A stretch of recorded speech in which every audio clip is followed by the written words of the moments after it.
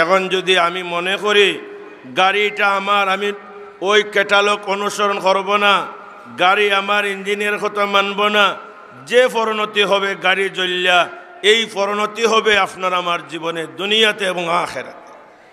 দুনিয়াতে আসবে অশান্তি, ওমান আরাযা আন যিকরি ফাইন্না লাহু মাঈশাতান দানকা। যে দুনিয়ার জীবনে আল্লাহর হুকুম থেকে, আল্লাহর বাতানো পথ থেকে মুখ ফিরাইবে, দুনিয়ার জীবনটাকে আমি সংকীর্ণ করে দেব, আযাব আর গজব দিয়ে ভর্তি করে দিব। আখিরাতের জন্য আল্লাহর ওয়াদা আছে, ওয়ানাশরুহু ইয়াউমাল কিয়ামাতি আ'মা। আমি কিয়ামতের দিন অন্ধ বানাইয়া তুলব। এই জন্য আমার মনে মানে আর না মানে, আমি যেহেতু আল্লাহর বান্দা, আমি আল্লাহর গোলাম, আল্লাহ আমার মুনিব, আল্লাহ আমার জীবনের মালিক, আল্লাহ বিশ্ব ভূমণ্ডলের মালিক, আল্লাহ আসমান জমিনের মালিক, আল্লাহ প্রতিটি শ্বাসের মালিক, আল্লাহ প্রতিটি দিন এবং রাত্রের মালিক, ঠান্ডা গরমের মালিক, জন বানাইবার মালিক আল্লাহ, বৃদ্ধ বানাইবার মালিক আল্লাহ, পুরুষ বানাইবার মালিক আল্লাহ, মহিলা বানাইবার মালিক আল্লাহ, ধনী বানাইবার মালিক আল্লাহ, গরিব বানাইবার মালিক আল্লাহ, সম্মানী বানাইবার মালিক আল্লাহ, বেইজ্জত করার মালিক আল্লাহ। যে আল্লাহ আমার মালিক, যে আল্লাহ আমাকে গোলাম হিসাবে দুনিয়াতে পাঠাইছেন, আমি যদি আমার মুনিবের কথা মতে, আল্লাহর কোরআন মতে আমি চলি, আল্লাহর ওয়াদা হইল দুনিয়ার এই 50-60 বছরের জীবনে আল্লাহ আমাকে সুখ শান্তি দিবেন। যেভাবে ইব্রাহিম আলাইহিস সালামকে নমরুদের আগুনের ভিতরে 40 দিন আল্লাহ বেহেশতের শান্তি দিয়ে আল্লাহ দেখাইছে। 40 দিনের ভিতরে ওনার গায়ের একটা লোমাও জ্বলে নাই। আল্লাহ আগুনের ভিতরে আল্লাহ তাআলা মিঠা পানির ব্যবস্থা, মধুর ব্যবস্থা, দুধের ব্যবস্থা করছেন। আল্লাহ পাখনা পাখনা ফলের ব্যবস্থা করছেন। বাহ্যিকভাবে নমরুদের আগুন, বাহ্যিকভাবে নমরুদের শক্তি, বাহ্যিকভাবে নমরুদের প্রশাসন, নমরুদের সরকার, সারা দুনিয়ার বাদশা। কোনো এক দেশের বাদশা ছিল না, সে সারা পৃথিবীর বাদশা ছিল। এত দাপট, এত শক্তি, এত বাহাদুরি এক নবীকে আগুনে জ্বালাইয়া বর্ষ করার জন্য এত বিশাল আগুন জ্বালাইছে।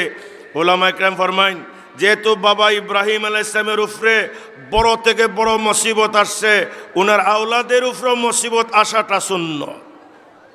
যে যত দিনদার হবে তার পরীক্ষা তত বেশি, যে যত আল্লাহর কাছে যাইতে চাইবে সে তত পরীক্ষার পাহাড় দিয়ে সে গুজরাইতে হবে, পরীক্ষার পাহাড় দিয়ে সে চড়তে হবে। আল্লাহ তাআলার ওয়াদা যে তুমি যদি আমার দিনের উপরে আমার বাতানো কোরআন মতে চলো, বাহ্যিক শক্তি দুনিয়াতে মখলুকের শক্তি তোমার যদি বিরুদ্ধে চলে যায়, আমি আল্লাহ তোমারে তার বিপদের ভিতরে আমি আল্লাহ তোমাকে শান্তি দেয়া দেখাইব, শান্তি দেয়া দেখাইব। এই জন্য কোরআন অনুযায়ী জীবন যদি কেউ চালায়, তাহলে দুনিয়ার জীবনে সুখ শান্তি, মৌতের সময় তার মৌত হবে ইস্তেকবালি মৌত। বেহেশতের 500 ফেরেশতা আল্লাহ পাঠাইবেন, খিয়াইয়া বলবেন, নাহনু আউলিয়াউকুম ফিল হায়াতিদ দুনিয়া। তুমি আল্লাহওয়ালা ছিলে।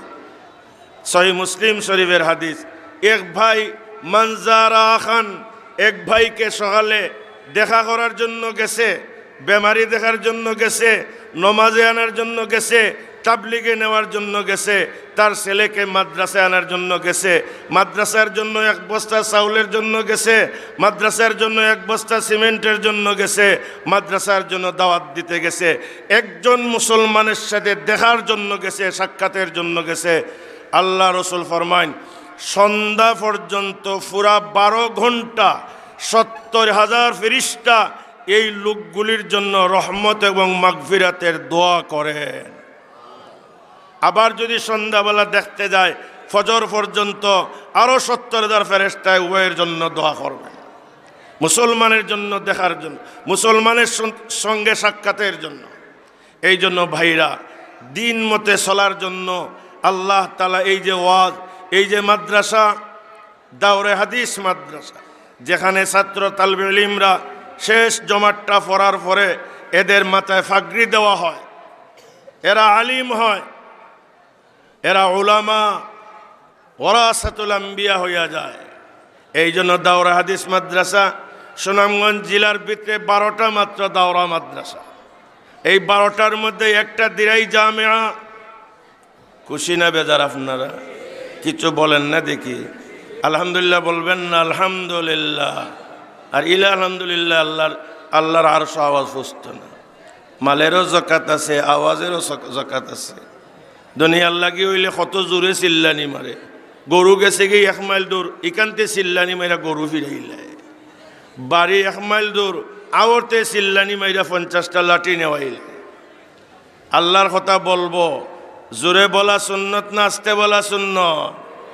হাদিসের মধ্যে আইছে হাজি সাহেব যখন ইহরাম বান্ধা লাব্বাইক বলেন, যত জোরে লাব্বাইক বলবেন এতটুকু জমিন পর্যন্ত তাহতাস সারা পর্যন্ত তার সাথে লাব্বাইক বলে।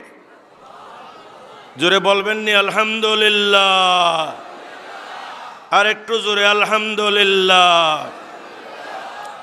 উলামা আলিফ বাতা শুরু করে আলিম মুফতি মুহাদ্দিস হইয়া বার হইয়া যাইতেছে। জাতির কাছে আপনার 1 বস্তা চাউল, আপনার 10,000টা টাকা, আপনার 500টা টাকা আপনি জানেন না।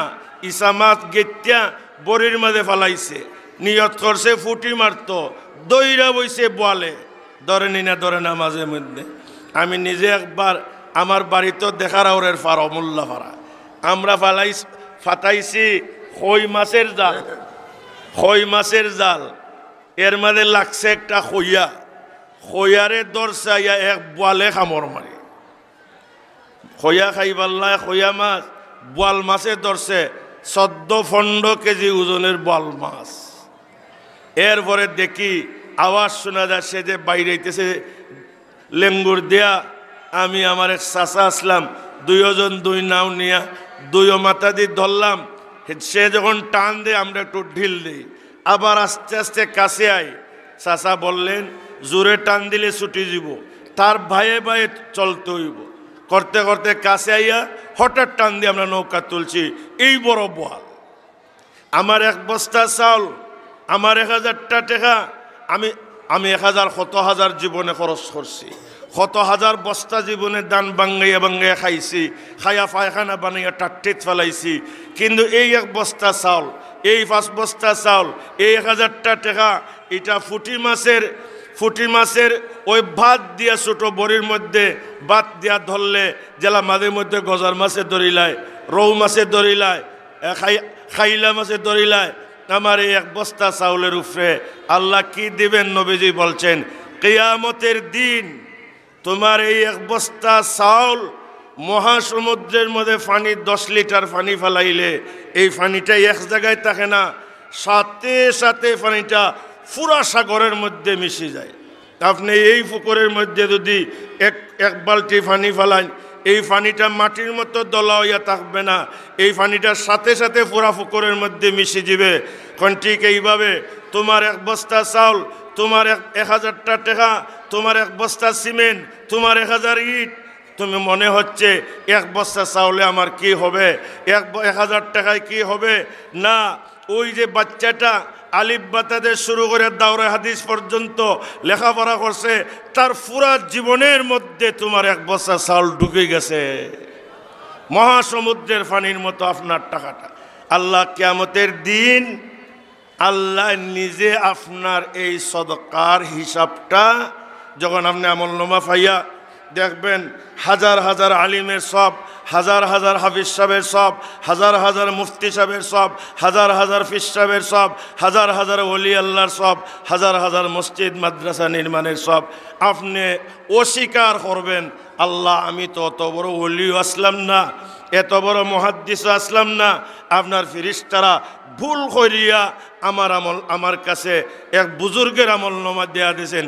আল্লাহ নিজে কিয়ামতের দিন আপনার 1 বস্তা চাউলের হিসাব আল্লাহ নিজে বুঝাইয়া দেবা। তোমার এই চাউল খাইয়া একটা ছেলে আলিম হয়েছে। হয়তো তোমার এক বস্তা চাউলে একদিনের কোরা হয়েছে, কিন্তু 300-400 ছাত্র খাইছে। একদিন বড়া কিতাব পড়ছে, একদিন বড়া হিফজ করছে, একদিন বড়া হাদিস পড়ছে, একদিন রাত দিন তিলাওয়াত করছে, রাত দিন মুতালা করছে, 5 ওয়াক্ত নামাজ পড়ছে। এই সবগুলি এই ছেলেগুলি আলিম হইয়া বিভিন্ন জায়গায় গিয়ে মাদ্রাসা নির্মাণ করছে, মসজিদ বানাইছে, আলিম বানাইছে, হাফিজ বানাইছে। এই হাজার হাজার লক্ষ লক্ষ আলিম, লক্ষ লক্ষ হাফিজ, লক্ষ লক্ষ মসজিদ মাদ্রাসা নির্মাণের সব আমি আল্লাহ তোমার আমলনামায় দান করে দিছি। লক্ষ লক্ষ আলিমের সব নিয়া কিয়ামতের মাঠে উঠতানি কি চাই? নিয়ত আসেনি উঠার। লক্ষ লক্ষ আলিম, লক্ষ লক্ষ হাফিজ, লক্ষ লক্ষ মসজিদ, লক্ষ লক্ষ মাদ্রাসা, লক্ষ লক্ষ ওলি আল্লাহ নিয়া উঠার নিয়ত আছে সবার। কথা দিকে বলেন না। খারখা নিয়ত আছে 2 হাত দেখেন দেখি, সোজা করি হাত বেকারা কন্যা দেন। হ্যাঁ স্যার 3 বেমারে পাইলু বয়স। সবাই বলেন আলহামদুলিল্লাহ। আমি আর লম্বা বয়ান করব না। আমি তো দিরাইতে, ধর্মভাষা, মধ্যনগর, কোন জায়গায় তবলিগও যাই না, গ্রামও যাই, বাজারও যাই, মহল্লাতো যাই। আগে হজরত মৌলানা মাহবুবুল হক সাহেব বলছেন, আল্লাহ আমারে তবলিগের বরকতে, মাদ্রাসায় পড়ার বরকতে 40-42টা রাষ্ট্র আমার আল্লাহ সফর করাইছে। এই বৎসর আবার গত সপ্তাহে ফোন আইছে দক্ষিণ আমেরিকা যাওয়ার জন্য 1 মাসের সফর। তো এই হিসাবে আল্লাহ তাআলা আল্লাহর দয়ার মায়ার বরকতে আল্লাহ সারা দুনিয়া সফর করাইতেছে। আমাদের কাকরাইলের মুরব্বীরা যারা সারা দুনিয়া সফর করছেন, মাওলানা হরমুজুল্লাহ শাহ হুজুর রহমতুল্লাহ আলাইহি প্রায় 65 বার হজ করছেন, সারা পৃথিবী সফর করছেন। এই জন্য বয়ান তো আমি আর এখানে স্টেজ হইয়া বয়ান করমু, এই অত অত বড় বড় আলিমদের সামনে বয়ান করমু, এই সাহস আমার কম। আমার পাশে যিনি বইয়া আছেন আমার উস্তাদের উস্তাদ, তো ওনার সামনে আমি কি বয়ান করব? এখানে অনেক উলামা একরাম মাদ্রাসার ভিতরে আছেন যারা আমারে ইলমের লাইনে 1000 বার টুকরা করতে পারবেন। তারার সামনে আমি ছাত্রের সমানও না। গম দে আটা হইয়া বাইর, এটার নাম ময়দা মিল। দান দে চাউল হইয়া বাইর, এটার নাম রাইস মিল। সরিষা দে তেল হইয়া বাইর, এটার নাম তেলের মেশিন। ঠিক এইভাবে মরিচ দে গুঁড়া হইয়া বাইর, এটার নাম গুঁড়া মেশিন। আমরা আমজাম খাটাল যা জীবনে খাইছি এগুলা পেশাব পায়খানা হইয়া বাইর, আমি যাইতেছি আপনারটাই, পায়খানা হইয়া বাইর, পেশাব হইয়া বাইর। এই শরীরটার নাম বলছেন পেশাব পায়খানার মেশিন। আম দেন পেশাব বানাইব, পায়খানা বানাইব।